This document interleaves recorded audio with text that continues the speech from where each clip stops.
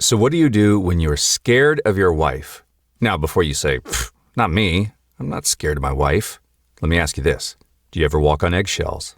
Do you avoid conflict at all costs?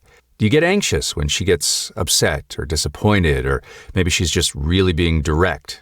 And you feel like no matter what you do, you're either in trouble or not enough. If that's you, this podcast episode is meant for you. Hey, welcome back to the Secure Husband Podcast. I'm Bruce Abbott, certified professional coach and founder of SecureHusband.com, the show where we learn how to stop reacting out of fear and start leading with strength and stability and emotional integrity. We're going to walk through a process I teach called the Secure Husband process. It's a step-by-step path to stop being ruled by anxiety and start showing up as the calm, grounded, emotionally safe man that your wife has always wanted, and that your inner boy has always needed. So what's going on here? Why am I so anxious? Well, you're not really scared of your wife.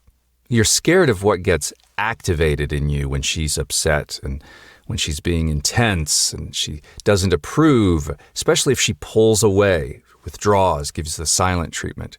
What you're really scared of is feeling rejected, feeling like you're not enough, feeling like a failure, like you did something wrong. Really, you're feeling anxious that you're going to lose love again. Now, these feelings didn't start with your wife. They started with someone else, a caregiver, a parent, someone who gave love inconsistently, gave love with strings attached, or maybe didn't give love at all. And your nervous system learned early on, if I don't keep people happy, I lose love. And now, even though you're a grown man, when your wife gets upset or assertive, your body flips into a little boy panic. You either try to fix her or avoid her or shut down and blame yourself. But there's another way you can handle this. It's a better way, and we're going to walk through this together. The first step in the Secure Husband process is when you're in this moment, just pause and notice. When your wife's energy feels intense or you sense that she's disappointed in you, what do? Well, instead of withdrawing or getting anxious, you just start by noticing what's happening in your body. You might feel tight in your chest or anxious in your gut. You may get a sinking feeling, just your mind starts racing, trying to figure out what you did wrong. This is the moment to slow it down. Now, you're not going to do this perfect on the first time. This is like anything else. It takes practice. But when you continually practice this in the moment, you're going to get better and better at it. So you just pause and you say to yourself, something in me is getting activated. This reaction, it belongs to a younger part of me. Now notice you're not trying to fix anything yet. You're just noticing. And most men never pause long enough to witness this reaction. They go straight to defense or withdrawal, but real strength begins with this awareness. And then you choose to lead yourself. Again, this all takes practice. You've got to do this many times when being activated.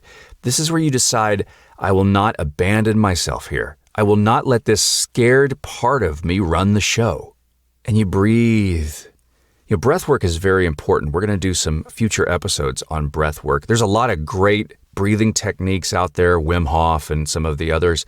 There's one I'll show real quick here that I like to do, and I like this one so much because I can do it literally when I'm face-to-face with somebody triggering. I do this all the time when I'm in meetings that get a little heated, or if I get into a situation where I'm feeling anxious. You take a deep, slow, deep breath in, filling your lungs as much as you can, and just hold it. And while you hold it, squeeze your perineum muscles. That's kind of that muscles in between your scrotum and your rectum there, right there, and it's right in between there. But when you squeeze that, it affects I think it's the vagal nerve that's right down there. And when you squeeze that while holding your breath, and you can either pulse squeeze it or you can hold it, and then release all of that together, you start to connect embodiment. You start to embody the breath and the physical sensation. And it's a powerful breath exercise if you get really good at it, and you can do it anywhere. But breath work is going to be very important. So you just pause, you just breathe. You can plant your feet into the ground. It gives yourself this grounded feeling. You do these physical things, this embodiment, while saying to yourself, I'm safe. I got this. And what's happening is you're activating your inner adult here, not the scared inner boy, but the grounded, wise man that you're becoming. Because you don't have to solve the conflict with your wife yet. Right now, your job is just to commit, I will lead myself through this emotion. I will listen, not run. I will respond, not react. And then we go deeper. The next step, we connect with that inner boy. Again, this all takes practice. But that anxious, tight, panicked part of you, it's not a bad person. It's not weak. It's just young. He's trying to protect you. When he was young, emotions were big and scary. He didn't know how to handle that. So he learned long ago that strong emotion from a caregiver, a parent, whether it's man, woman, that meant danger. It meant you were bad, unworthy, unsafe. So now he freaks out at the sign of tension. And here's where it gets good. You can build a relationship with him and help him know that he's safe. So try saying something like, hey, little guy, I see you. I know you're scared. You think we're in danger, but we're not. I've got you now. I'm not leaving you. Now, I know sometimes that sounds woo-woo, but you're really reparenting that inner child. And you just sit with that for a moment and let your body feel the difference between reacting and comforting. And we say on this podcast a lot, you don't need your wife to change for you to feel safe. You need you to show up for you. And as you get better with this, now's where you get curious. And instead of blaming yourself for messing up again or blaming her for being too much, you get curious and you ask yourself, what's the belief behind my fear? Did I feel like this as a child? Who did I need to please back then to feel safe? And you start uncovering the deeper wounds beneath the reaction. You're replacing judgment with curiosity, and this opens the door to healing. Because healing doesn't come from logic, it comes from connection. Once you're grounded and connected, you can choose a loving response.